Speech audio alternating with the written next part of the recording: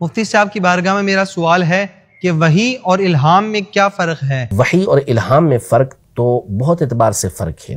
Number ایک، وحی جو ہوتی ہے وہ انبیاء کرام علیہ السلام کے ساتھ خاص ہے، غیر نبی کو کبھی وحی نہیں ہو سکتی۔ جہاں قرآن و سنت میں وحی کے الفاظ غیر نبی کے لیے استعمال ہوئے بھی ہیں تو اس کا مطلب الہام ہی ہوتا ہے، جیسے قرآن مجید فرقان حمید میں سورہ مائدہ میں حضرت سیدنا عیسیٰ علیہ نبینا و علیہ السلام کے جو ساتھی ہیں، حواری جو تھے، ان کے لیے اوحیتو کے الفاظ استعمال ہوئے ہیں کہ میں نے ان کی طرف وحی کی، تو اس کا مطلب الہام کرنا۔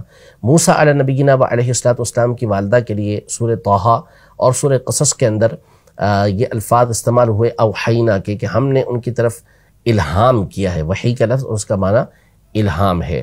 اسی طرح جیسے شہد کی مکھی کے لیے بھی یہ الفاظ استعمال کیے کہ وَأَوْحَىٰ رَبُّكَ، تو اس کا معنی بھی یہی ہے کہ اس کے دل کے اندر اللہ پاک نے کوئی چیز داخل کر دی۔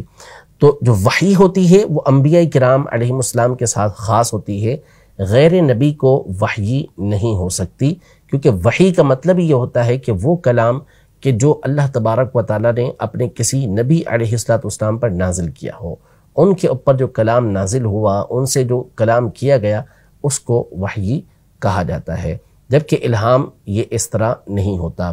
نمبر دو یہ کہ انبیاء کرام علیہ السلام کے لیے وحی کا ہونا ضروری ہے۔ جو بھی نبی علیہ السلام ہوں گے ان پر وحی ضرور ہوگی، جبکہ اولیاء کرام کے لیے الہام کا ہونا ضروری نہیں ہے۔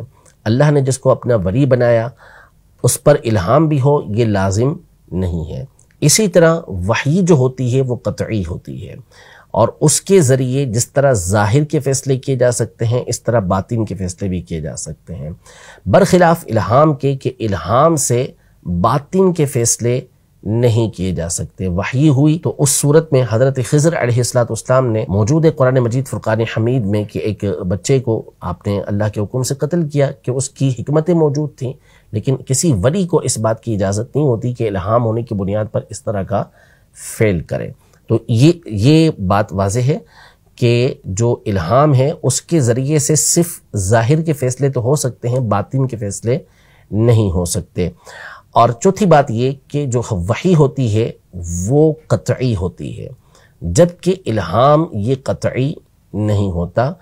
وحی کے ذریعے سے احکام شرعیہ کا ثبوت ہوتا ہے، نئے احکام اس کے ذریعے سے ثابت ہوتے ہیں۔